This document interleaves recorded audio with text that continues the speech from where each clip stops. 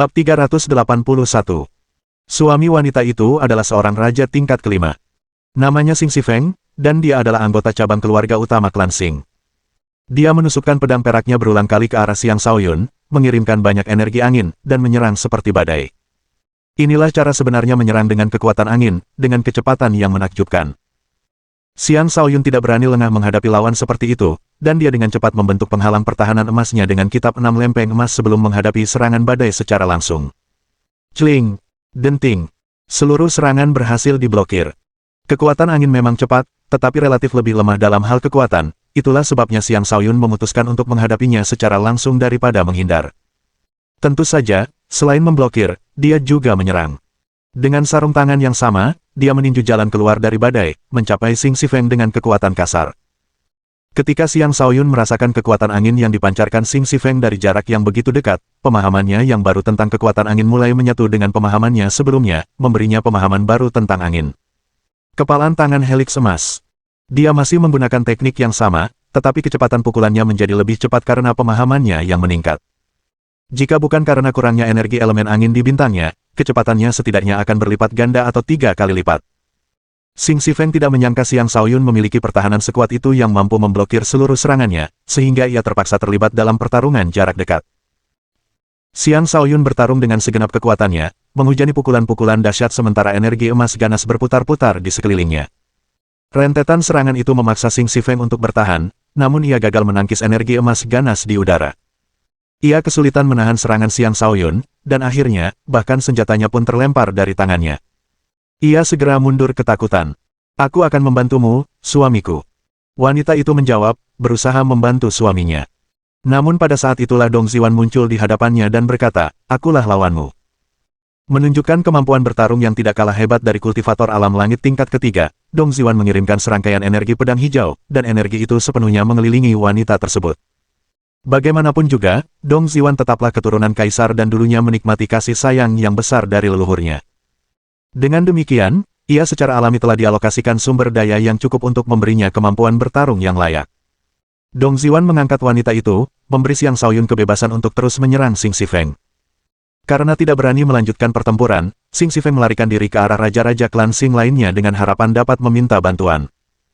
Kau tak bisa lolos dariku, ejek Xiang Shaoyun sambil menggunakan 9 langkah neter milik overlordnya.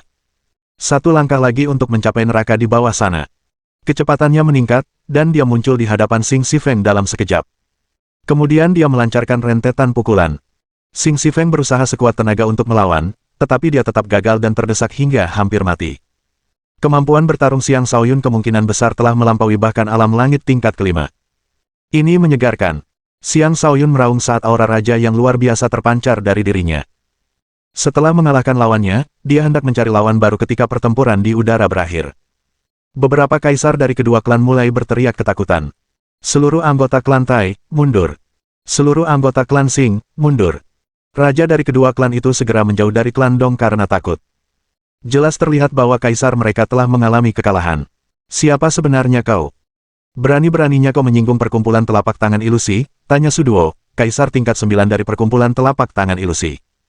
Dia tidak bisa menahan rasa ingin tahunya karena dia sama sekali bukan tandingan hantu pemakan. Perkumpulan telapak tangan ilusi. Aku belum pernah mendengarnya. Kau belum menguasai telapak tangan ilusimu. Pergi sana dan berlatihlah selama beberapa ratus tahun lagi sebelum menantangku lagi, kata hantu pemangsa. Dia bahkan tidak mau repot-repot mengejar karena musuh sudah mundur dalam kekalahan. Lagi pula, lawannya mengenakan baju zirah kerajaan dan akan agak sulit untuk dibunuh.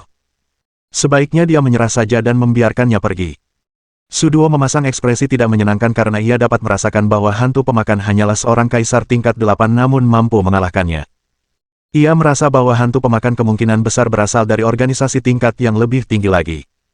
Ia tidak berani tinggal di sana, dan sambil membawa 2 rekannya yang terluka, ia melarikan diri. Kaisar-kaisar lainnya juga tidak berani tinggal, dan semua yang selamat mulai melarikan diri. Tentu saja, mereka juga membawa beberapa raja yang lebih penting dari klan mereka saat melarikan diri. Adapun raja-raja yang tertinggal, mereka menjadi mangsa bagi kaisar-kaisar klan Dong. Satu persatu, mereka dibantai. Klan Tai dan Xing, suatu hari nanti kami akan mandi dalam darah kalian, teriak Dong Qinggu. Para kaisar yang melarikan diri semuanya merasakan hawa dingin menjalar di punggung mereka. Dalam pertempuran ini, klan Dong telah menderita banyak korban, yang sangat membuat Dong Qinggu marah. Dapat dimengerti bahwa dia ingin membalas dendam. Terima kasih, Tuan-Tuan, atas bantuan Anda. Dong Zongyuan menyeret tubuhnya yang terluka dan berterima kasih kepada Devouring Ghost dan Du Xuanhao dengan penuh rasa syukur. Tanpa mereka membunuh beberapa kaisar lawan secara beruntun, klan Dong tidak akan mampu mengubah kekalahan menjadi kemenangan. Saat ini, hantu pemangsa sedang sibuk menyerap jiwa-jiwa orang mati dari medan perang untuk mengembangkan fondasi jiwanya dan tidak sempat memberikan balasan. Du Xuanhao yang menjawab, kalian tidak perlu berterima kasih kepada kami. Jika kalian benar-benar ingin berterima kasih kepada seseorang, sampaikanlah kepada Tuan Muda kami. Tanpa beliau, kami tidak akan repot-repot ikut serta dalam pertempuran ini. Siapakah Tuan Muda Anda, jika boleh saya bertanya, tanya Dong Zongyuan dengan bingung. Di bawah sana. Du Xuanhao menunjuk ke kediaman klan Dong di bawah mereka. Di bawah sana, Xiang Shaoyun dan Dong Ziwan juga telah berhenti bertarung, dan anggota klan Dong lainnya juga menyadari bahwa mereka telah menang. Mereka mulai mematikan formasi pertahanan yang telah mereka aktifkan sebelumnya sebelum keluar dari kediaman. Pelacur, sudah waktunya aku merobek mulutmu, kata Yan Li sambil menyerang Dong Ziwan dengan tidak sabar, mengulurkan telapak tangannya. Yan Li adalah ahli alam langit puncak, dan Dong Ziwan tidak akan mampu menahan serangannya. Pada menit terakhir, Xiang Shaoyun berdiri di hadapan Dong Ziwan, melindunginya dari bahaya. Tepat saat Xiang Shaoyun hendak terkena serangan, tubuh besar Jin Wo muncul di hadapannya. Sisik emasnya berkilauan memancarkan cahaya saat aura iblis yang tak terbatas bergejolak, menghantam serangan Yan Li hingga terpental. Pemandangan Kaisar Iblis itu mengejutkan Yan Li dan membuatnya mundur. Kau berani melukai yang mulia. Matilah. Jin Wo meraung sebelum bersiap menggigit Yan Li. Kumohon ampuni aku, Yan Li memohon dengan ketakutan. Pada saat itulah Dong Zuoyue kembali. Dia melepaskan aura kaisarnya, tingkat kultivasinya yang keempat menyebabkan Jin Wo menghentikan serangannya. Seorang kaisar iblis dari klan Tai dan Xing. Mati. Dong Zuoyue mengira Jin Wo adalah kaisar iblis yang ditinggalkan oleh kedua klan tersebut. Dia mengangkat senjata andalannya dan bersiap untuk menyerang. Tidak, ayah. Dia adalah tunggangan temanku, seru Dong Ziwan dengan panik. Bab 382. Dong Zuoyue menghentikan serangannya ketika dia mendengar Dong Ziwan. Bicaralah. Apa yang kau coba lakukan? Dong Zuoyue bertanya dengan nada tidak senang. Sebelum Dong Ziwan sempat menjawab, Yan Li mulai menangis di samping Dong Zuoyue, kakak Yue, Wan kecil terlalu tidak peka. Klan kita sedang dalam krisis, namun dia malah sibuk bermesraan dengan pria tak dikenal ini. Dia bahkan berani memarahiku, menyebutku wanita licik. Kau harus menegakkan keadilan untukku. Kalau tidak, tidak ada gunanya aku terus hidup. Dong Ziwan sangat marah hingga seluruh tubuhnya gemetar, dan dia bahkan tidak bisa berkata apa-apa, karena pikirannya kosong akibat amarah. Dong Ziwan, apakah kau benar-benar memanggil ibu kelimamu seperti itu? Dong Zuoyue bertanya dengan ekspresi tidak senang yang sama di wajahnya. Benar, aku mengatakan itu. Lalu kenapa? Kita semua mempertaruhkan nyawa kita melawan musuh. Apa yang dia lakukan? Dia bersembunyi di formasi dan masih berani mengkritikku dan temanku, dan sekarang, dia bahkan mencoba membunuhku. Dong Ziwan menjawab dengan lantang. Aku tetap tinggal untuk melindungi Ming, untuk melestarikan garis keturunan klan Dong. Bagaimana denganmu? Sibuk berselingkuh dengan pria sembarangan dan bahkan tidak menghormatiku. Apakah kau akan membunuhku dan Ming, putraku, di masa depan juga? Aku tidak bisa hidup seperti ini lagi. Yan Li mulai menangis lagi. Harus diakui bahwa Yan Li cukup pandai memutarbalikkan kebenaran. Dia berhasil menyulut kemarahan Dong Zuoyue. Dong Zuoyue berteriak dengan marah, minta maaf kepada ibu kelimamu segera. Wajahnya pucat pasi, Dong Ziwan berkata, kau lebih percaya padanya daripada padaku, putrimu sendiri. Aku menyuruhmu meminta maaf. Jika kau menolak, kau bisa meninggalkan klan, kata Dong Zuoyue. Suasana hatinya sudah buruk karena pertempuran yang sengit. Drama keluarga yang terjadi hampir segera setelah pertempuran itu membuatnya kehilangan kesabaran. Tetes. Tetes. Air mata mulai mengalir dari mata Dong Ziwan. Dia merasa sangat buruk. Dia telah setia kepada klan dan bahkan berjuang untuk klan dengan mempertaruhkan nyawanya. Dan disinilah ayahnya, mempercayai kebohongan Yan Li dan bersikap tidak berperasaan. Itu benar-benar menyakiti perasaannya. Xiang Shaoyun menyaksikan semua itu terjadi. Dia merasa kasihan pada Dong Ziwan, dan dia memeluknya. Dia berteriak pada Dong Zuoyue, putrimu telah bertarung bersama klan Dong dan hampir mati. Adapun wanita di belakangmu, yang dia kuasai hanyalah menyebarkan kebohongan demi kebohongan, namun kau masih mempercayainya. Apakah kau buta? Kau pikir kau siapa? Beraninya kau bicara seperti itu kepada pemimpin klan kami, bentak seorang kaisar yang berdiri di samping Dong Zuoyue. Ia bahkan menamparkan wajah Xiang Shaoyun. Berhenti, sebuah suara cemas terdengar dari atas mereka. Namun, peringatan itu datang agak terlambat, karena kaisar yang menyerang tidak lagi dapat menarik kembali serangannya. Menyakiti tuan mudaku. Apakah kau lelah hidup? Suara menyeramkan hantu pemangsa terdengar saat ia muncul di hadapan Xiang Shaoyun seperti hantu. Ia mencakar telapak tangan yang datang, merobeknya sebelum menangkap penyerangnya. Penyerang itu hanyalah seorang kaisar tingkat ketiga. Bagaimana mungkin dia bisa melawan hantu pemangsa? Seketika, dadanya terkoyak, luka yang cukup dalam muncul hingga memperlihatkan tulangnya. Darah mengalir deras dari luka itu. Bahkan sebelum menyadari apa yang terjadi, kaisar itu telah terbunuh. Dong Zuoyue berkeringat dingin.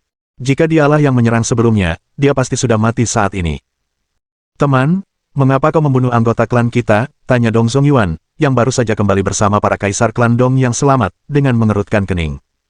Kau harus bertanya pada orang-orangmu. Kami berjuang keras untuk membantumu memenangkan pertempuran, namun orangmu berani menyerang tuan mudaku. Dia sedang mencari kematian. Devouring Ghost meludah, memancarkan nafsu memsa yang kental. Du Xuanhao mendarat di samping Xiang Shaoyun dan berjaga di sisinya. Dalam hati, ia berpikir, tuan muda Xiang memang pantas menjadi orang kunci di organisasi besar.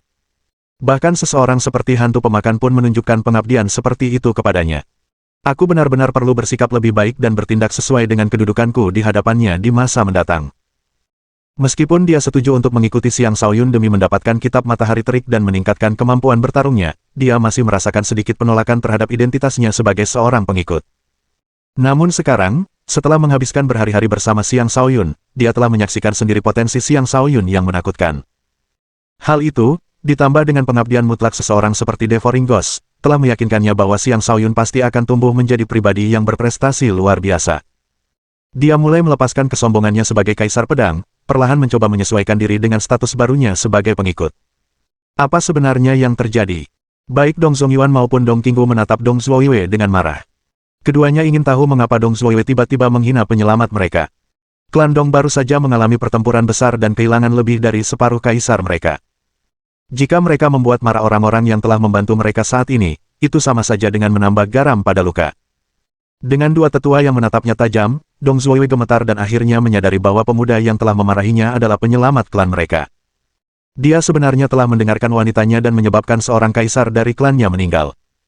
Dia dipenuhi penyesalan, dan dalam kemarahannya, dia berbalik dan menamparkan wajah Yan Li.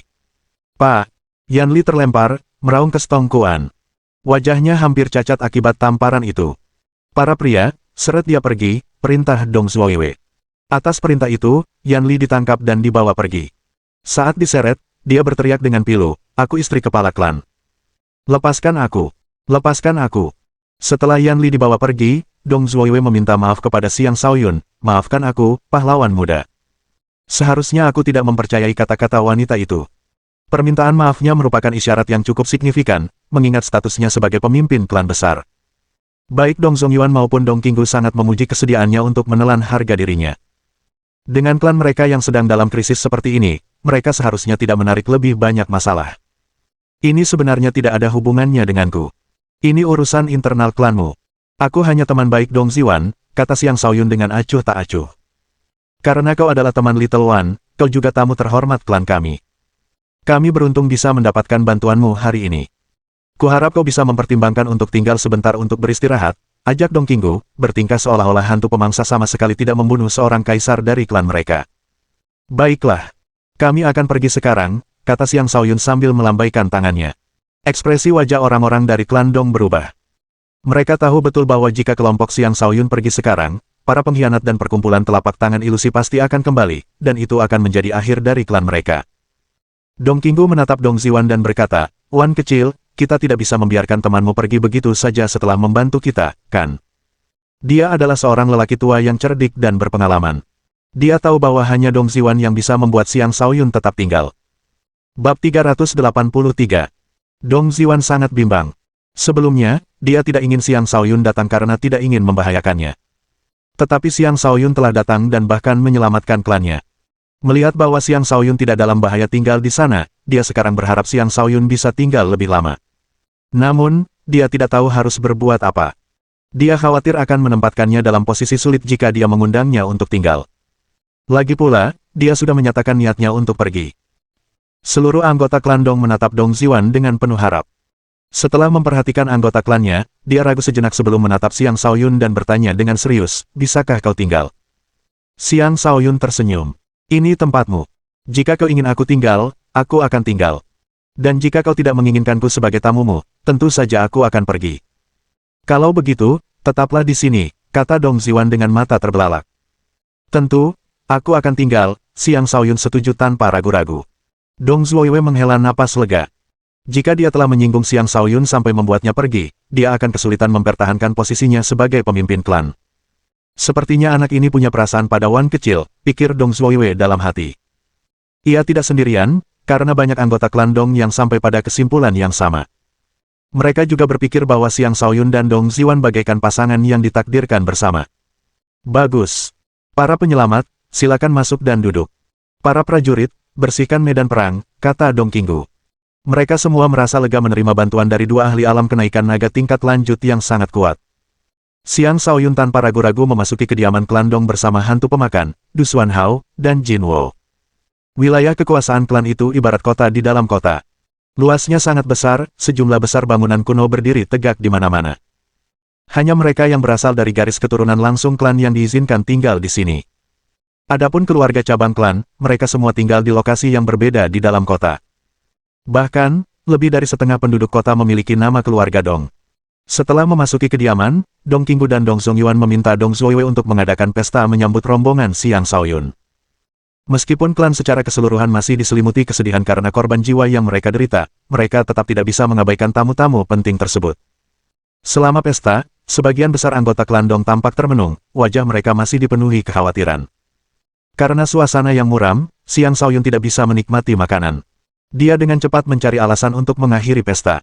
"Semuanya, urus urusan kalian dulu. Lagi pula aku akan tinggal sebentar," kata Xiang Shaoyun terus terang. Ketika Dong Qinggu, Dong Zongyuan, dan Dong Zuoyue mendengar itu, mereka akhirnya bisa pergi dan mengurus urusan klan tanpa khawatir akan menyinggung perasaannya. Setelah mereka pergi, Dong Ziwan meminta maaf, "Maaf, Xiang Shaoyun." "Tidak perlu meminta maaf. Kita berteman," kata Xiang Shaoyun sambil tersenyum. "Siapkan tempat untuk kita beristirahat. Aku yakin kau juga punya banyak urusan yang harus diurus. Kita bisa bertemu lagi setelah kau selesai dengan urusan klanmu." Dong Ziwan mengangguk penuh terima kasih sebelum membawa mereka ke kediaman yang telah disiapkan untuk mereka. Dan begitulah, rombongan Xiang Shaoyun mulai tinggal di keluarga Dong. "Tuan muda, apakah Anda tertarik pada gadis itu?" tanya hantu pemakan. Xiang Shaoyun menjawab, "Kita hanyalah teman yang telah selamat dari pertemuan berbahaya bersama." "Bagus. Tuan muda, masa depanmu penuh harapan. Istrimu haruslah yang terbaik dari yang terbaik, seorang wanita cantik luar biasa dengan bakat yang menonjol. Meskipun gadis ini tampak sopan, dia masih belum cukup baik untukmu," kata hantu pemangsa. "Calon istrimu harus dipilih dari wanita-wanita paling layak dari berbagai wilayah." "Hehe, aku tidak pernah tahu kau begitu mementingkan status," kata Xiang Shaoyun sambil tersenyum. Kekuatan-kekuatan super dari berbagai wilayah telah berdiri tegak selama bertahun-tahun, tidak hanya mengandalkan akumulasi kekuatan mereka yang menakutkan, tetapi juga metode selektif mereka dalam memilih pasangan hidup. Begitulah cara kekuatan-kekuatan super ini memastikan bahwa keturunan mereka juga memiliki garis keturunan yang luar biasa. "Ini adalah sesuatu yang perlu Anda waspadai, Tuan muda," ingatkan hantu pemakan. Dia kemudian tertawa dan menambahkan, "Hehe, tetapi jika dia bersedia menjadi selir Anda, saya tidak terlalu peduli." Alasan hantu pemangsa mengatakan semua itu adalah karena dia tidak ingin Xiang Shaoyun hanya melihat Dong Ziwan seorang diri. Jelas sekali betapa besar harapannya pada Xiang Shaoyun. Xiang Shaoyun memahami perasaan hantu pemakan, tetapi dia tidak terlalu peduli. Dia hanya akan mengikuti kata hatinya. Dong Ziwan cantik dan baik hati, tetapi dia tidak benar-benar jatuh cinta padanya. Namun, dia tidak menyangkal bahwa dia memang memiliki pendapat yang tinggi tentangnya. Jika tidak, dia tidak akan repot-repot membantunya dan klannya. Tiba-tiba, Du Xuanhao berkata, "Tuan muda, saya akan menerobos."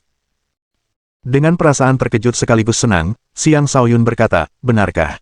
"Ya. Setelah mempelajari kitab Matahari Terik, aku telah berkembang pesat. Setelah pertempuran ini, aku merasa beberapa hari mengasingkan diri akan cukup bagiku untuk menembus level dengan lancar," kata Du Xuanhao dengan serius. "Bagus sekali. Kita harus segera menemukan tempat agar kau bisa menerobos," kata Xiang Shaoyun dengan gembira. Raut wajahnya berubah cemas saat ia berkata, "Masalah bisa datang kapan saja, jadi ini bukan tempat yang tepat untuk itu. Apa yang harus kita lakukan?" Dia baru saja berjanji untuk tinggal sebentar, jadi dia akan terlalu malu untuk tiba-tiba pergi. Jangan khawatir, Tuan Muda. Saya bisa melakukannya di sini. Bahkan jika pertempuran lain meletus, itu tidak akan mempengaruhi saya. Saya telah berkali-kali berhasil menembus pertahanan di tengah pertempuran sebelumnya. Gangguan kecil tidak akan bisa menghentikan saya. Bahkan, itu akan membantu saya menembus pertahanan lebih cepat, kata Du Xuanhao dengan percaya diri. Baiklah, kau akan mencoba menerobos di sini. Hantu pemakan dan Jin Wo akan berjaga untukmu, kata Xiang Shaoyun. Jika Du Xuanhao juga bisa menembus batas, dengan kemampuan bertarungnya, Du Xuanhao tidak perlu lagi takut pada para ahli alam kenaikan naga. Pada saat itu, dengan hantu pemakan dan Du Xuanhao di sisinya, Xiang Shaoyun akan aman selama mereka tidak bertemu dengan para penguasa. Xiang Shaoyun merasa sangat beruntung telah menerima Du Xuanhao sebagai pengikutnya.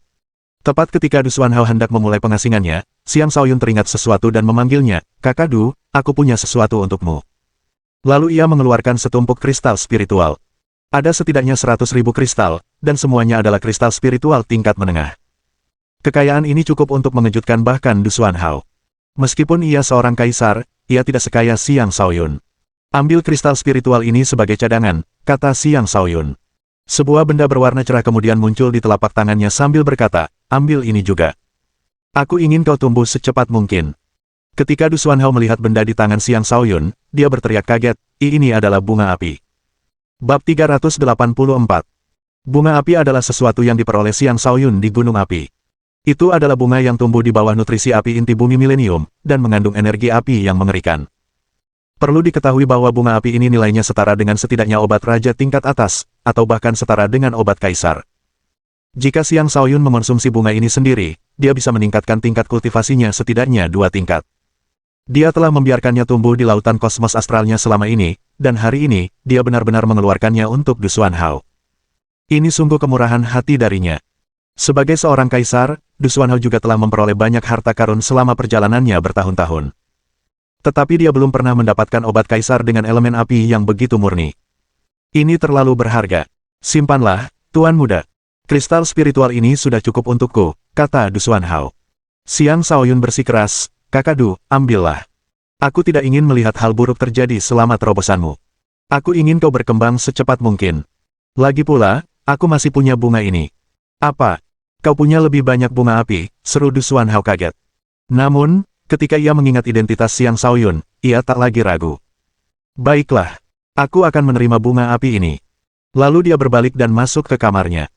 Dia berjalan dengan langkah mantap, matanya bersinar terang sambil berpikir, "Setelah aku membalas dendam, aku akan menggunakan sisa hidupku untuk melindungi Tuan Muda." Bisa dikatakan bahwa Du Xuanhao, Kaisar Pedang, telah sepenuhnya ditaklukkan oleh kemurahan hati Xiang Shaoyun. Hantu pemangsa sangat memuji apa yang baru saja dilakukan Xiang Shaoyun. Beginilah seharusnya seorang penguasa bersikap murah hati. Jadi, apakah Xiang Shaoyun benar-benar memiliki bunga api lain? Ya, dia memiliki bunga api lain, yang tumbuh setelah dia menyimpan bunga api pertama di lautan kosmos astralnya. Namun, bahkan Xiang Shaoyun sendiri bingung bagaimana bunga api baru bisa tumbuh di lautan kosmos astralnya.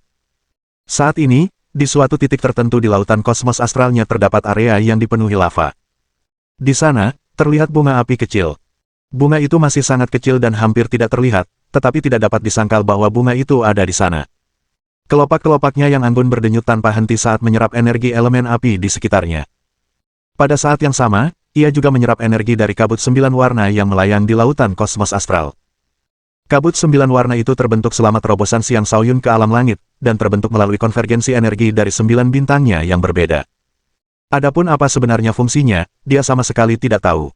Satu-satunya yang dia ketahui adalah bahwa bunga api baru telah tumbuh karena kabut 9 warna ini. Selain itu, teratai emas harimau ganas baru dan bunga hantu juga telah tumbuh di lautan kosmos astralnya.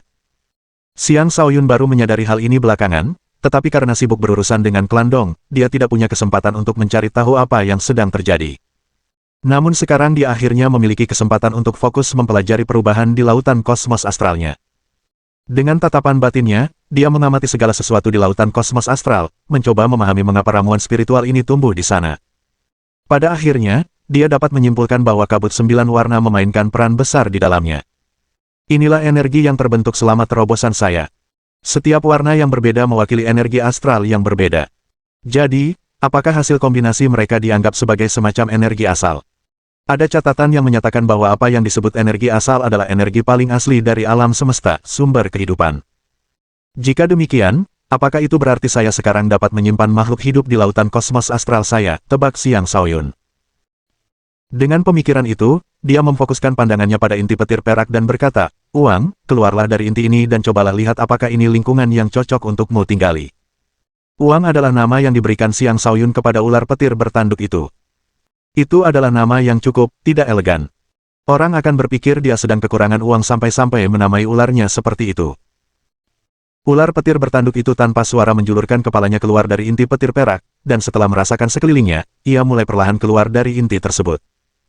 Setelah meluangkan waktu untuk beradaptasi dengan lingkungan baru, dia melihat sekeliling dengan mata cerdasnya, dan ketika dia melihat kabut 9 warna, matanya berbinar dan dia langsung terjun ke dalamnya. Dia membuka mulutnya dan mulai menelan kabut 9 warna itu dengan rakus. Kecepatan penyerapannya jauh lebih cepat daripada ramuan-ramuan itu, dan hanya dalam waktu singkat, lebih dari setengah kabut telah lenyap.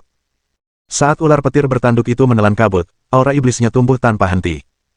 Sisik-sisiknya yang keperakan mulai bersinar terang, tampak sangat hidup dan bersemangat. Sepertinya kabut 9 warna benar-benar kunci dari semua perubahan, simpul Xiang Shaoyun. Aku berhasil menerobos, biarkan aku keluar, teriak ular petir bertanduk itu. Xiang Shaoyun sedikit kehilangan kesadaran, lalu dengan gembira segera mendorong lautan kosmos astralnya keluar dari tubuhnya, membiarkan ular petir bertanduk melesat ke dunia luar. Saat ular petir bertanduk itu melesat keluar, ia berubah menjadi tubuh ramping dan melayang lurus ke langit, bersiap menghadapi kesengsaraan surgawi. Xiang Shaoyun tiba-tiba teringat bahwa Du Xuanhao juga sedang berusaha melakukan terobosan dan dengan cepat berseru, "Tidak. Tunggu sebentar. Aku akan mencarikanmu lokasi yang cocok." Ular petir bertanduk itu menjawab, "Cepatlah. Aku tidak akan mampu menekan kultivasiku untuk waktu yang lama." Xiang Shaoyun segera memanggil orang yang berjaga di dekatnya, "Hei, tolong carikan tempat kosong untukku. Salah satu saudara iblisku sedang menerobos." Orang yang berjaga itu adalah Raja Klandong, dan ketika dia mendengar kata-kata Xiang Shaoyun, dia segera menawarkan, "Sang penyelamat, kau boleh pergi ke lapangan latihan klan kami." "Baiklah, pimpin jalan," seru Xiang Shaoyun terburu-buru. Kemudian dia menatap hantu pemakan dan berkata, "Hantu pemakan, isolasi tempat ini dari dunia luar. Jangan biarkan terobosan mani memengaruhi kakak Du." "Jangan khawatir, Tuan Muda," jawab hantu pemakan, yang tubuhnya sepenuhnya tersembunyi. Kemudian, Xiang Shaoyun mengikuti Raja Klandong ke lapangan latihan. Ular petir bertanduk mengikuti dari dekat, seolah-olah ia adalah bayangan Xiang Shaoyun. Tak lama kemudian, mereka tiba di lapangan latihan yang luas dan kosong. Lapangan itu besar dengan cukup banyak arena pertarungan. Lapangan latihan ini biasanya ramai, tetapi akhir-akhir ini sepi karena bencana yang menimpa klan. "Kami sudah sampai," kata Raja Klandong. "Uang, meneroboslah di sini. Tidak ada yang akan menyakitimu," kata Xiang Shaoyun. Ular petir bertanduk itu tidak menunggu dan langsung melesat ke langit. Ia melepaskan aura iblis yang tak terbatas dan memulai upayanya untuk menembus ke alam Raja Iblis. Seketika, awan gelap berkumpul, menggelapkan langit saat kilat mulai berkilat. Gemuruh, gemuruh. Perubahan mendadak itu membuat orang-orang Klandong, yang baru saja mengalami pertempuran besar, ketakutan, dan sejumlah kaisar bergegas ke lapangan latihan dalam sekejap. "Semuanya, mohon jangan melakukan apapun. Ini adalah saudara iblisku. Dia meminjam tempat kalian untuk mencoba melakukan terobosan," Xiang Shaoyun dengan cepat menjelaskan dengan lantang. Bab 385. Orang-orang dari Klandong menghentikan tindakan mereka ketika mendengar kata-kata Xiang Shaoyun. Dong Qinggu dan Dong Zongyuan berdiri bersama, menatap ular petir bertanduk di langit dengan takjub. "Ular apa ini? Bentuknya aneh sekali, hampir seperti mengalami mutasi," gumam Dong Qinggu dengan bingung.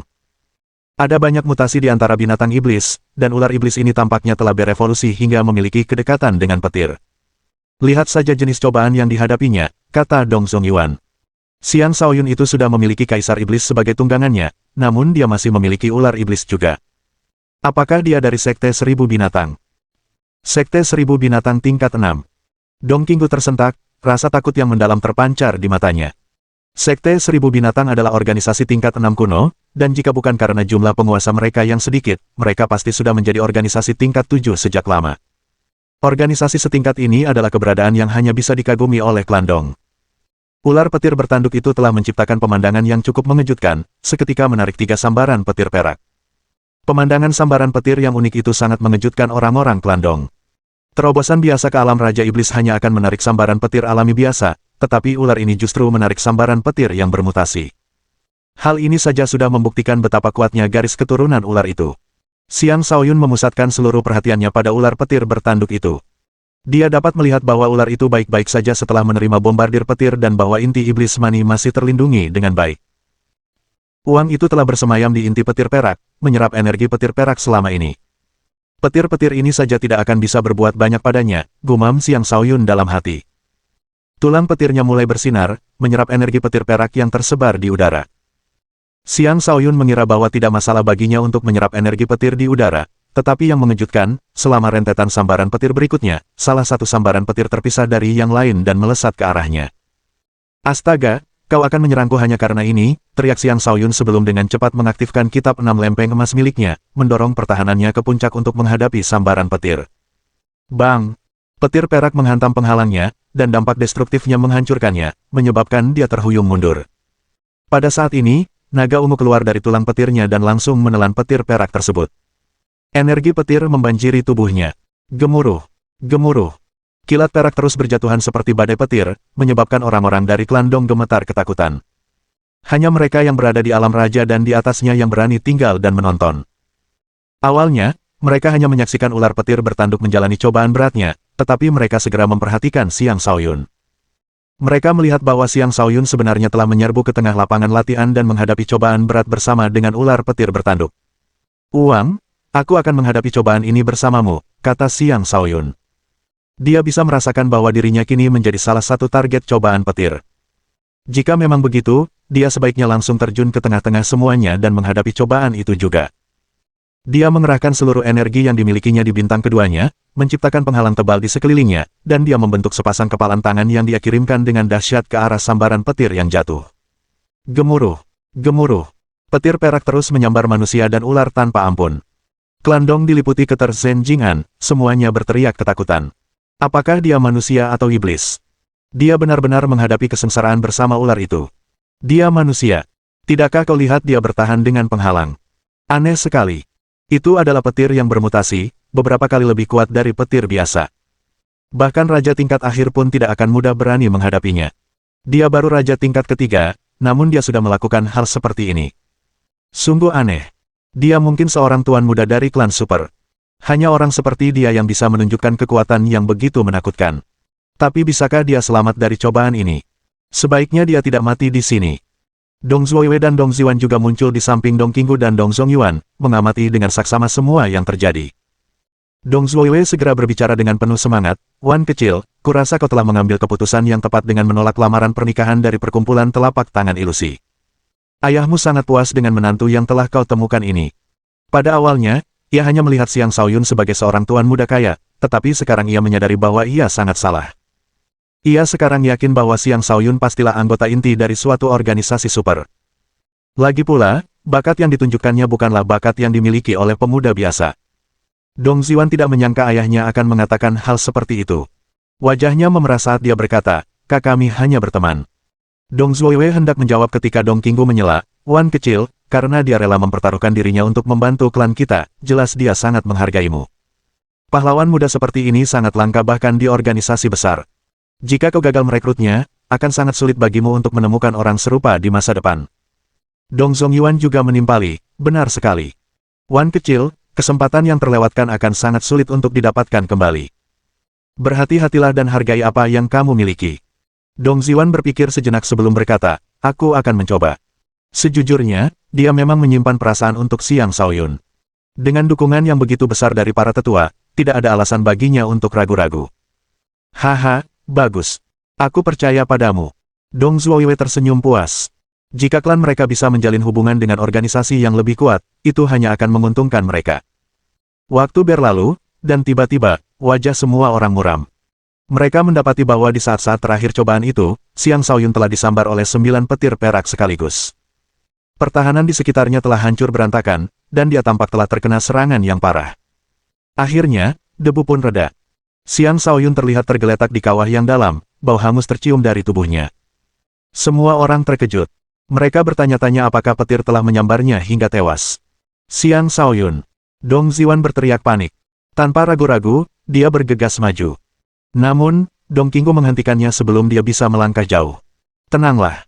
Dia masih hidup, kata Dong Qinggu. Saat ini juga, seekor naga ungu yang rusak parah muncul dari tubuh Xiang Shaoyun, berputar di atasnya sambil mencoba memperbaiki dirinya. Xiang Shaoyun juga dapat merasakan kondisi buruk yang dialaminya. Meskipun demikian, ia tetap berpikiran jernih. Dengan tatapan batinnya, ia mempelajari tulang petirnya dan menemukan bahwa perubahan yang menakjubkan telah terjadi.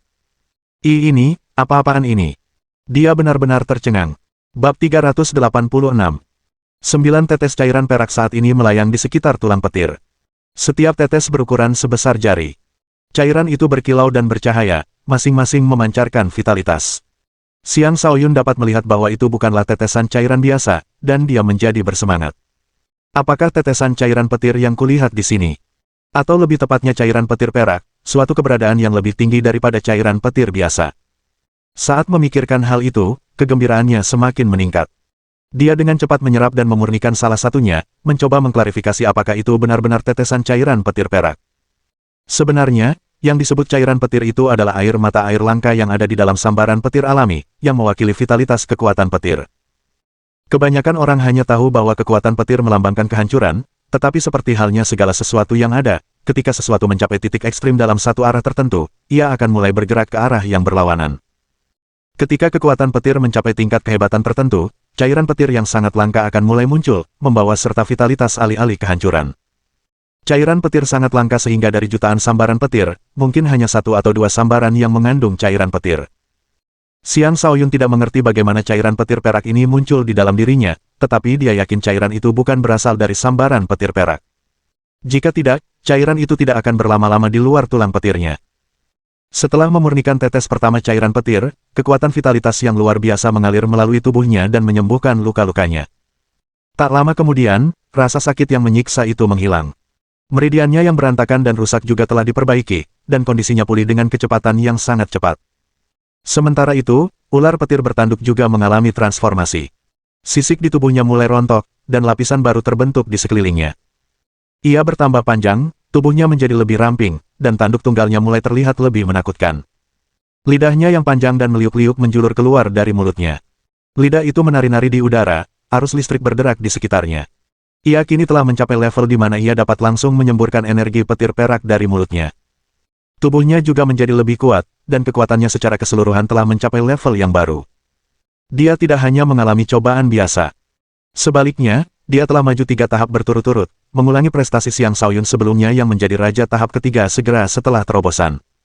Itulah sebabnya dia menarik begitu banyak sambaran petir selama cobaan tersebut.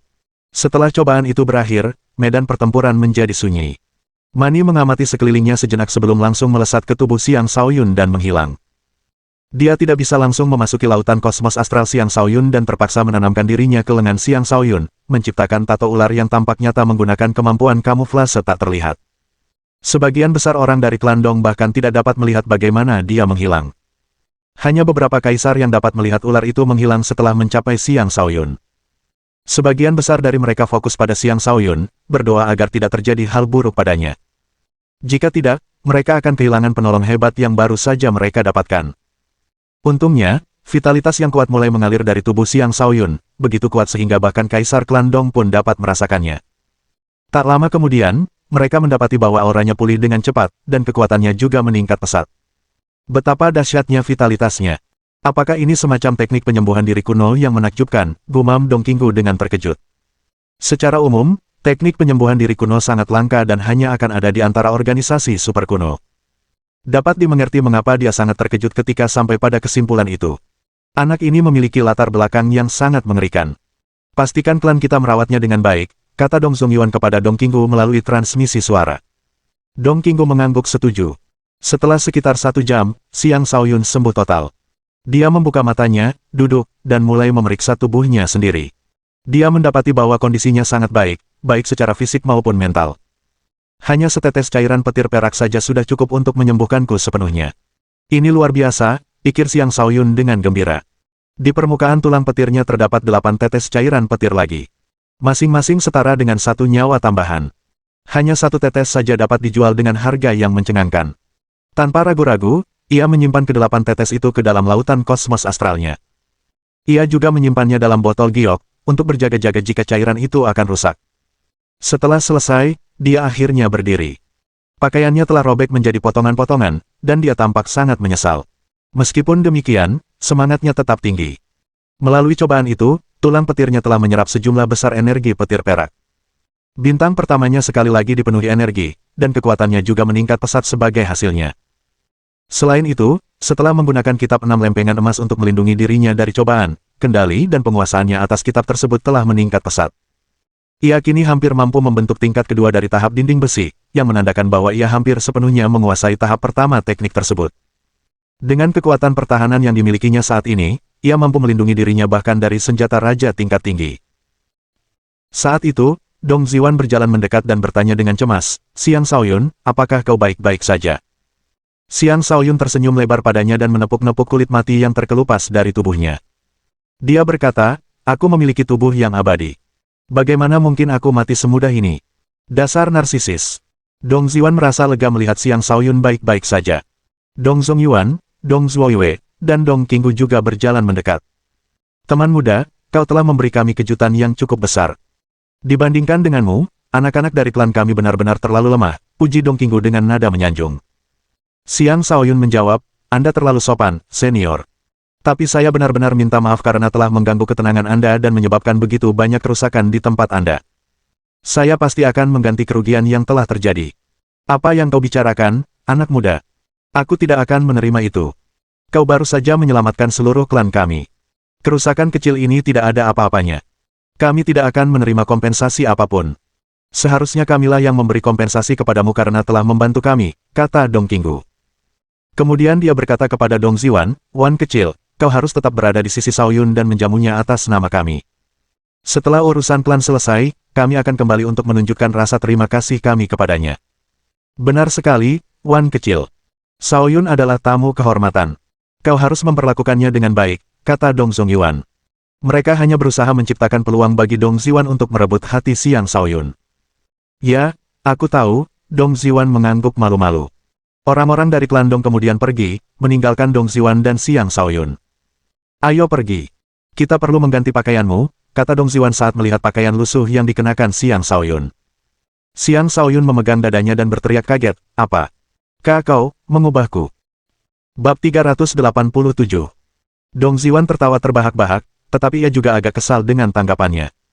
Ia berkata, "Apa ini? Kau pikir aku akan melecehkanmu atau apa? Aku hanya akan menunjukkan jalan." Saat tersenyum, ia bagaikan bunga yang sangat cantik, memikat, dan mekar. Bahkan Xiang Shaoyun pun terpukau saat melihat wajahnya yang tersenyum. Dong Ziwan memang tidak secantik Ye Chaomu, tetapi tidak jauh berbeda. Seperti anggrek yang mekar, ia mampu perlahan-lahan memabukkan seseorang dengan kecantikannya.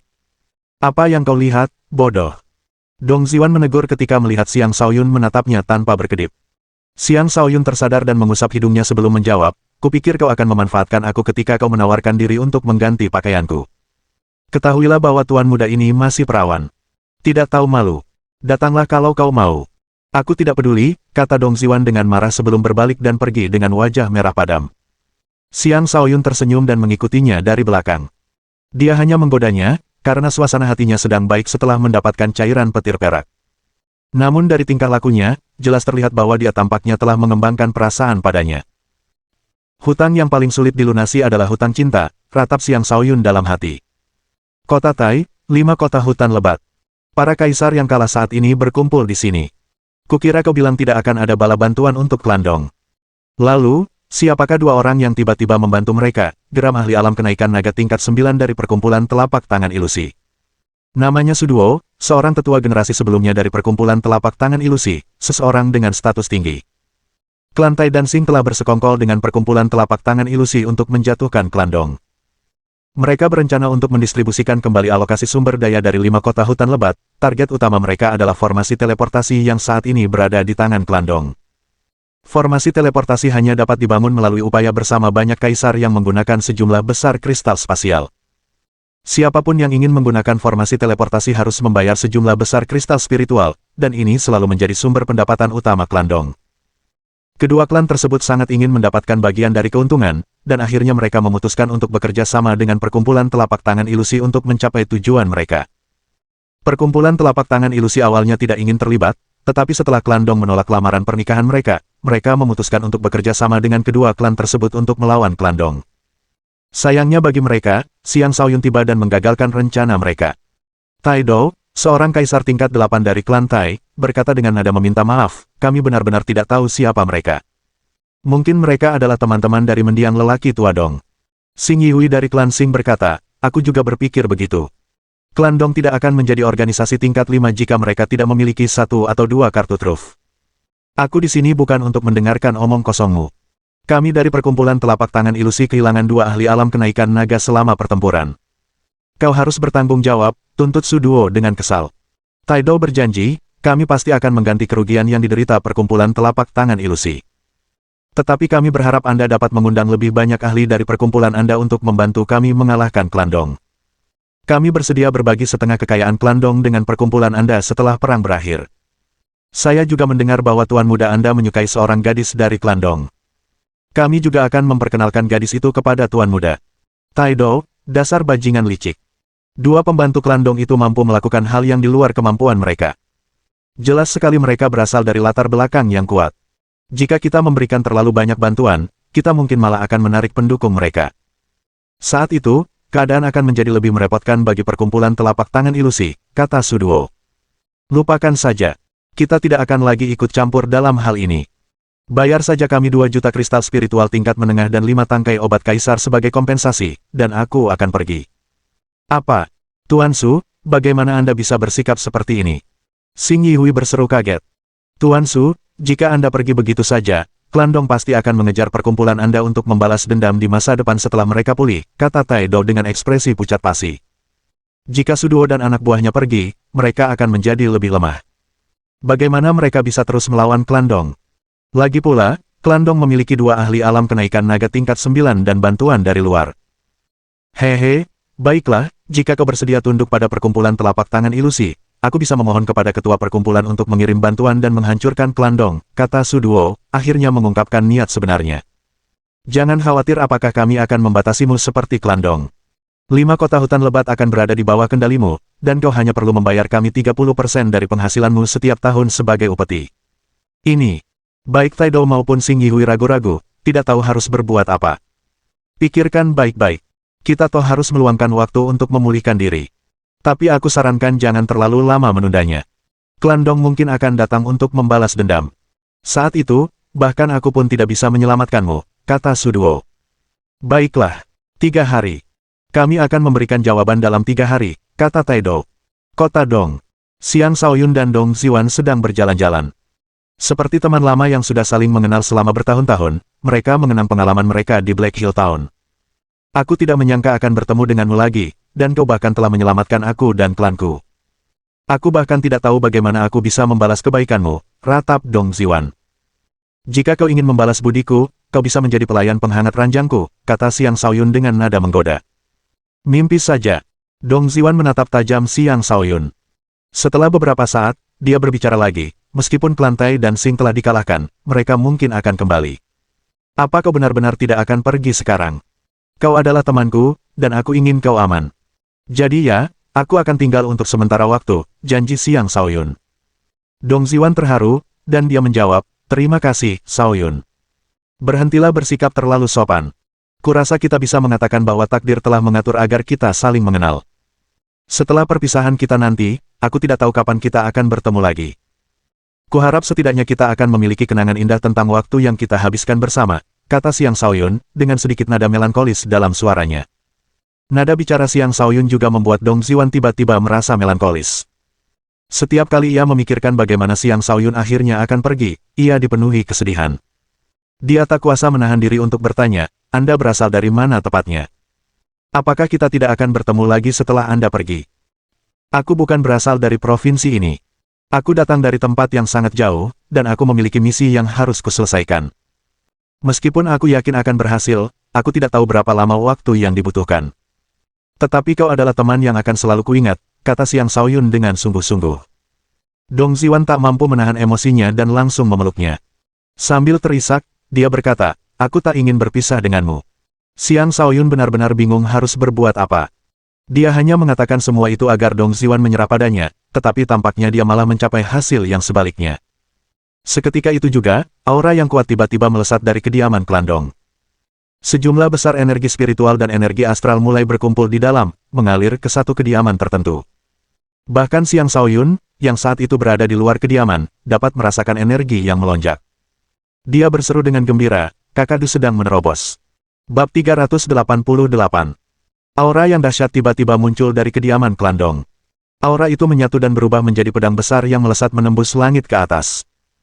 Aura pedang itu sangat menakutkan, dan 7 bintang berapi terang mulai bersinar di atas kota Dong di bawahnya, membanjiri kota dengan energi api.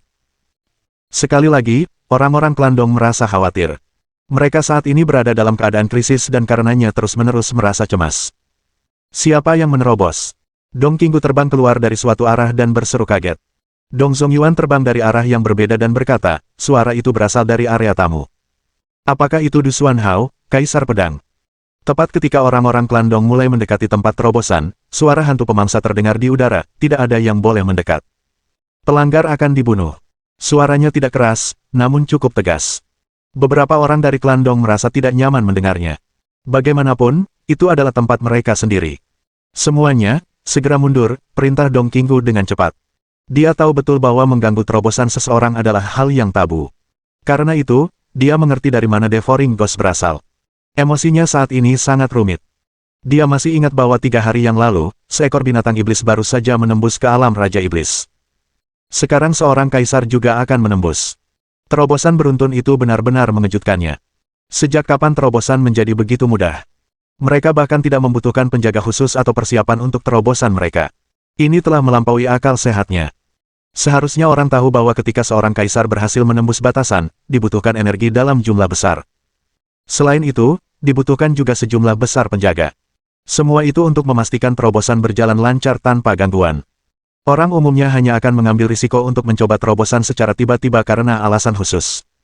Aku perlu mencari tahu asal-usul mereka, kata Dong Qinggu dalam hati.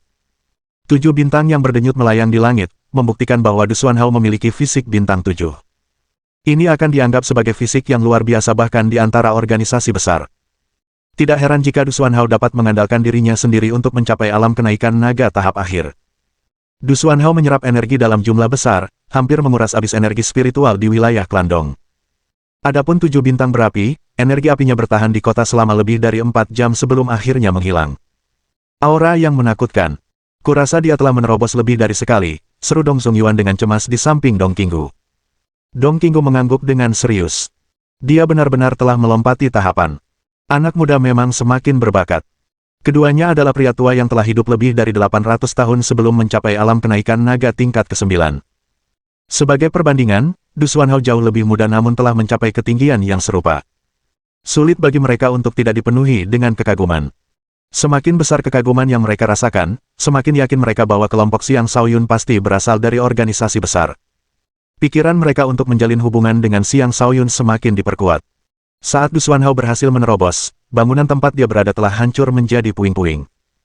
Energi pedang sepanjang sekitar 1 kilometer melesat ke langit, memancarkan energi api yang tebal dan menunjukkan kekuatannya kepada semua orang. Energi api berputar di sekitar tubuh Du Xuanhao, dan aura alam kenaikan naga tingkat ke-9-nya memenuhi klan Dong sementara niat pedangnya yang mengerikan membentuk banyak pedang yang membelah awan di langit menjadi berkeping-keping. Alam kenaikan naga tingkat ke-9. Akhirnya aku berhasil, gumam Du Xuanhao pada dirinya sendiri. Tinju-tinju tangannya terkepal erat, dan air mata menetes di pipinya. Dulu, dia telah melalui banyak kesulitan hanya untuk mencapai tahap ke-7. Sekarang, dia baru mengikuti Xiang Shaoyun kurang dari 3 bulan tetapi sudah maju 2 tahap berturut-turut, menghemat waktu puluhan tahun yang seharusnya dia butuhkan hanya untuk mencapai level ini. Dia akhirnya melihat harapan untuk membalaskan dendam istrinya, dan rasa terima kasihnya kepada Xiang Shaoyun tumbuh karenanya. Hantu pemangsa mengamatinya dari sudut sambil berpikir dalam hati, anak ini mungkin akan sangat membantu tuan muda suatu hari nanti. Aku perlu mencari kesempatan untuk mempertemukannya dengan orang yang tepat. Baik Dong Qinggu maupun Dong Zongyuan mengucapkan selamat kepada Du Xuanhao, yang melayang tinggi di langit. Selamat, Saudara Du, atas keberhasilanmu menembus alam kenaikan naga tingkat ke-9. Setelah mereka, Kaisar klan Dong lainnya juga mulai menyampaikan ucapan selamat. Seseorang dengan tingkat kultivasi seperti ini sudah berada di puncak tertinggi organisasi tingkat 5 dan sudah pasti layak mendapatkan rasa hormat mereka. Du Xuanhao turun dari langit dan menjawab, terima kasih banyak semuanya. Tapi terobosan saya ini berkat Tuan Muda. Tuan Muda, orang-orang klan Dong memasang ekspresi aneh. Mereka sulit percaya bahwa Xiang Shaoyun akan membantu Du Xuanhao dengan tingkat kultivasinya. Mungkin itu karena organisasi di belakangnya, demikian kesimpulan mereka. Pada saat itu, Xiang Shaoyun tiba di klan Dong bersama Dong Ziwan. Selamat, Kakak Du, atas terobosan ini, katanya, merasa senang untuk Du Xuanhao. Du Xuanhao segera berlari mendekat dan berlutut dengan satu lutut. Terima kasih banyak, Tuan Muda, karena telah mengizinkan saya mencapai level ini. Tindakannya sangat mengejutkan orang-orang klan Dong. Kaisar memiliki harga diri dan tidak akan pernah dengan mudah berlutut kepada seseorang, bahkan jika orang itu adalah pemimpin klan dan memiliki tingkat kultivasi yang sama. Contoh sederhananya adalah Du Xuanhao tidak akan pernah berlutut di hadapan Dong Zhuoyue, pemimpin klan, meskipun ia sendiri adalah anggota klan Dong. Hanya Kaisar yang mampu membuatnya berlutut. Namun sekarang, Du Xuanhao mengabaikan harga dirinya sebagai Kaisar dan berlutut di hadapan Xiang Shaoyun. Hal itu tidak dapat mereka bayangkan. Mereka merasa hanya ada dua alasan mengapa Du Xuanhao akan berlutut kepada Xiang Shaoyun. Alasan pertama adalah karena Xiang Shaoyun kemungkinan besar adalah orang yang berstatus tinggi, mungkin seorang tuan muda dari organisasi setidaknya tingkat 6. Alasan kedua adalah karena dia pernah menunjukkan kebaikan besar kepada Du Xuanhao. Orang-orang klan Dong berpendapat bahwa alasan pertama lebih mungkin terjadi. Xiang Shaoyun dengan cepat membantu Du Xuanhao berdiri dan berkata, jangan lakukan itu, Kakak Du. Di hatiku, kau seperti saudara. Aku tidak bisa menerima kau berlutut. Meskipun ia telah menerima Du Xuanhao sebagai pengikutnya, ia tetap menunjukkan rasa hormat yang besar kepadanya. Bagaimanapun, ia menganggap Hua Cheng sebagai kakak perempuannya, dan orang yang disukai Hua Cheng adalah Du Xuanhao. Dalam hal apapun, Du Xuanhao adalah orang baik yang pantas dihormatinya. Ini adalah salah satu daya tarik pribadi Xiang Shaoyun, sebuah kualitas yang seharusnya dimiliki oleh setiap pemimpin yang baik, yaitu menghormati orang-orang yang cakap. Du Xuanhao berdiri dan berkata dengan sungguh-sungguh, tanpa bunga apimu, akan sangat sulit bagiku untuk naik 2 tahap berturut-turut. Haha, membantu kalian sama saja dengan membantu diriku sendiri, Xiang Shaoyun tertawa. Kemudian dia menatap Dong Qinggu dan Dong Zongyuan sebelum bertanya, para senior, apakah kalian tidak pernah berpikir untuk menyerang dan menghancurkan para pengkhianat? Dong Zongyuan dan Dong Qinggu saling bertukar pandang, dan akhirnya, Dong Qinggu berkata, Tuan Muda Xiang, Anda bersedia membantu kami. Kakak Du baru saja mencapai terobosan. Kurasa dia perlu latihan menembak untuk menstabilkan basis kultivasinya. Benar kan, Kakak Du? Tanya Xiang Shaoyun. Niat bertempur yang membara terpancar saat Du Xuanhao berkata, ya, aku perlu mengisi daya pedangku. Bab 389. Setelah mempertimbangkan selama 3 hari, Tai Do, Xing Yihui, dan yang lainnya akhirnya memutuskan untuk bekerja sama dengan perkumpulan telapak tangan ilusi. Tuan Su, mulai sekarang, perkumpulan telapak tangan ilusi akan menjadi pemimpin klan kita. Saya hanya berharap Anda dapat menepati janji dan membiarkan klan kita mengendalikan 5 kota hutan lebat, kata Tai Do kepada Su Duo. Benar sekali. Jika kau mengingkari janji, keadaan akan kembali seperti semula saat kita mengikuti klan Dong. Jika demikian, sebaiknya kita meninggalkan tempat ini sepenuhnya dan membangun kembali di tempat lain, kata Xing Yihui. Hehe, jangan khawatir. Perkumpulan telapak tangan ilusi cukup jauh, jadi akan sangat merepotkan bagi kami untuk mengelola tempat ini secara pribadi. Akan lebih baik bagi kami jika klan kalian yang menjalankannya. Kami hanya perlu kalian membayar 30% dari penghasilan tahunan kalian sebagai upeti, kata Su Duo dengan ekspresi puas. Aku akan mengirim seseorang kembali ke perkumpulan dan meminta beberapa ahli untuk datang membantu kalian mengalahkan klan Dong. Kalau begitu, kami akan merepotkan Anda, Tuan, kata Tai Do dan Xing Yihui dengan ekspresi terima kasih. Tuan, saya sarankan kita bergerak cepat karena saya khawatir orang-orang klan Dong akan, kata Xing Yihui dengan ekspresi khawatir. Kota Tai Dan Xing terletak di dekat kota Dong. Seorang kaisar hanya membutuhkan waktu sekitar 4 jam untuk mencapainya. Mereka takut klan Dong akan datang untuk membalas dendam. Jangan khawatir. Aku sudah mengirim pesan menggunakan burung 1000 mil, dengan kecepatannya, pesan itu mungkin sudah sampai di perkumpulan telapak tangan ilusi. Aku yakin dalam beberapa hari lagi teman-teman seperguruanku akan tiba di sini. Saat itu, kita bisa menaklukkan klan Dong dengan mudah, kata Su Duo dengan percaya diri. Bagus, bagus. Tai Do dan Xing Yihui akhirnya merasa lega. Tiba-tiba, suara keras terdengar dari luar kota, dan seorang kaisar klan Tai datang berteriak panik, ini gawat. Klan Dong sedang menyerang. Sialan. Kenapa mereka datang secepat ini? Apa mereka berencana mati bersama kita? Tai Do mengumpat sebelum bergegas keluar kota. Xing Yihui juga bergerak tanpa menunda. Karena Kaisar Klan Xing juga ada di sini, mereka harus bekerja sama untuk bertahan dari serangan Klan Dong. Di sisi lain, Su Duo memutuskan untuk tetap berada di dalam setelah sedikit ragu. Pengkhianat dari Klan Tai dan Xing, hari ini adalah hari kalian semua mati. Suara Dong Qinggu yang tanpa ampun menggema di udara. Baik dia maupun Dong Zongyuan menyerang dengan senjata andalan mereka, melancarkan banyak serangan mengerikan, dan menghancurkan barisan pertahanan kota Tai. Semuanya, maju. Mereka belum tentu bukan lawan yang seimbang bagi kita, teriak Tai Do, berusaha meningkatkan moral orang-orang di pihak mereka. Lebih dari 20 kaisar dari kedua klan bergerak bersama, termasuk mereka yang masih memulihkan diri dari luka-luka mereka. Klan Dong hanya menyerang dengan sekitar 15 kaisar. Namun, 15 kaisar ini tampak sangat mengintimidasi, dengan 3 ahli alam kenaikan naga tingkat 9 di antara mereka. Selain ketiganya, ada juga hantu pemangsa yang memiliki kemampuan bertarung yang setara dengan ahli alam kenaikan naga tingkat puncak. Ini sudah cukup untuk menghancurkan kedua klan tersebut. Sebenarnya, kedua klan tersebut tidak akan mampu melawan kecuali Su Duo dan 2 rekannya yang masih hidup membantu mereka. Lagi pula, mereka hanya memiliki 1 kaisar tingkat 9 di antara barisan mereka. Mereka memiliki lebih banyak kaisar di pihak mereka, tetapi perbedaan tingkat kultivasi akan menentukan hasil pertempuran. Ayo, aku akan mengasah pedangku bersamamu. Du Xuanhao seorang diri menyerbu ke depan semua orang. Dia menghunus pedangnya, menyatu dengannya, dan seketika mengirimkan gelombang energi pedang ke arah kaisar dari 2 klan yang saling berlawan. Tebasannya tampak seperti akan membelah langit menjadi 2. Dengan kekuatan yang dahsyat, tebasan itu seketika merenggut nyawa 2 kaisar. 2 nyawa dengan 1 garis miring. Kedua klan itu mulai panik. Salah satu dari mereka mengenali Du Xuanhao dan berteriak kaget, dia adalah salah satu pembantu klan Dong. Dia telah menjadi lebih kuat. Tidak peduli siapa dia. Kita tidak punya pilihan lain. Bertarunglah, teriak Tai Do. Kemudian dia menyerang Dong Qinggu. Sementara itu, Xing Yihui tetap di tempatnya dan mengamati medan perang. Ketika dia tidak menemukan Su Duo dimanapun, dia panik, mengapa Tuan Su tidak ada di sini? Apakah dia?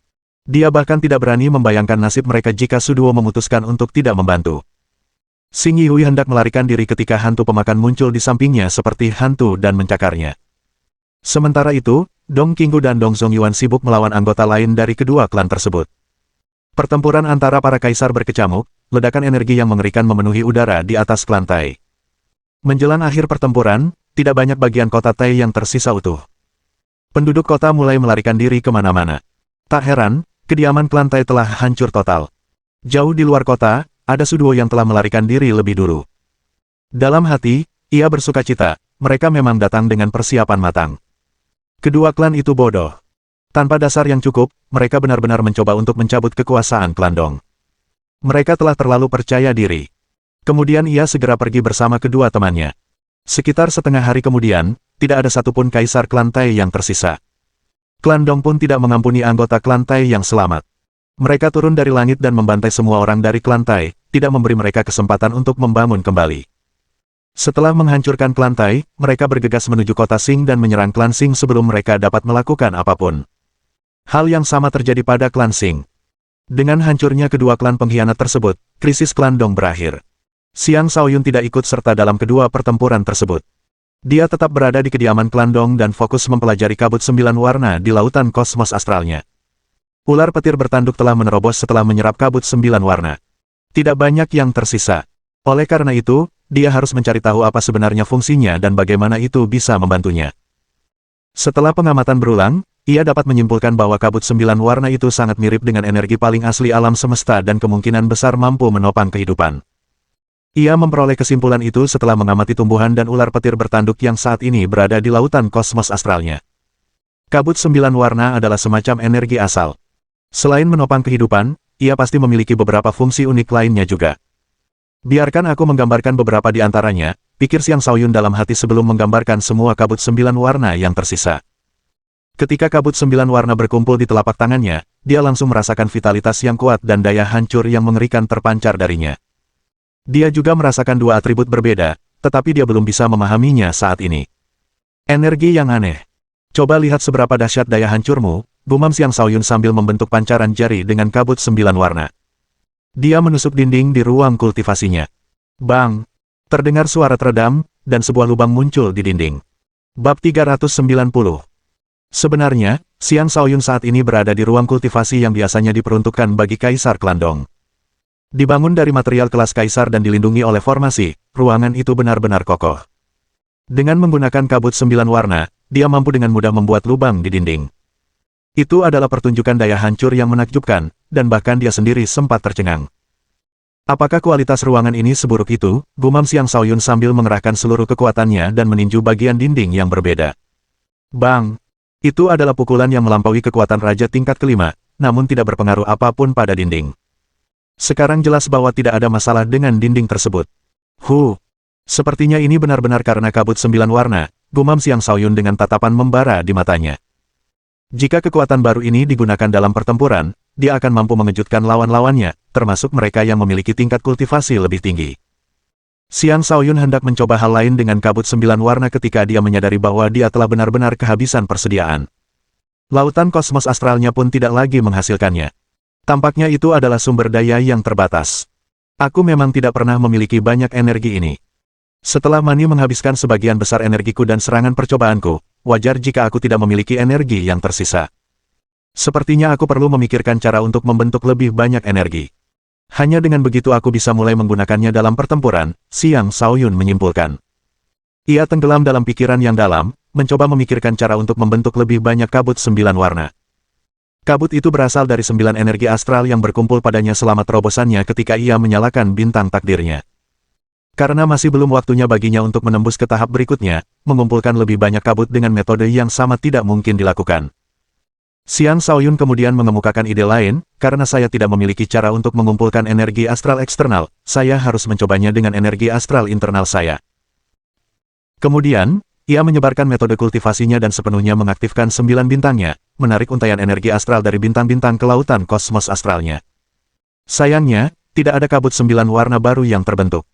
Ia merasa agak berkecil hati karena kemungkinan bahwa ia hanya akan mampu membentuk lebih banyak kabut melalui konvergensi energi astral eksternal selama terobosan berikutnya. Aku akan mencoba 3 kali lagi. Jika masih gagal, aku akan melupakannya, gumam Xiang Shaoyun. Dia mencoba 2 kali lagi dan gagal dalam kedua percobaan tersebut. Pada percobaan ketiga terakhir, dia tidak mengerahkan seluruh energinya ke lautan kosmos astral. Sebaliknya, dia menyaring energi unik yang dia terima dari tulang petir, api Yun, dan harimau putih, dan hanya menggunakan energi astral petir, api, dan emas biasa yang terkandung dalam 3 bintang pertamanya, yang tingkatnya serupa dengan 6 bintang lainnya. Selama Xiang Shaoyun mencapai alam raja, ia telah menyerap 9 energi berbeda ke dalam 9 bintangnya. Sejak saat itu, energi kayu, air, tanah, cahaya, kegelapan, dan angin masing-masing telah terkumpul di 6 bintang lainnya. Namun, energi-energi tersebut jauh lebih lemah dibandingkan dengan energi unik dari 3 bintang pertamanya. Xiang Shaoyun kini memiliki energi astral dari 9 elemen berbeda di dalam dirinya. Tanpa menggunakan energi astral elemen khusus dari 3 bintang pertamanya, ia menyalurkan 9 energi astral elemen biasa ke lautan kosmos astral, dan kali ini, sesuatu berubah. Berbagai energi mulai berkumpul, membentuk lapisan tipis kabut 9 warna. Jumlahnya sangat sedikit, bahkan lebih sedikit daripada yang digunakan Xiang Shaoyun untuk serangan sinar jarinya, tetapi jelas sekali kabut itu ada. Berhasil, seru Xiang Shaoyun dengan gembira.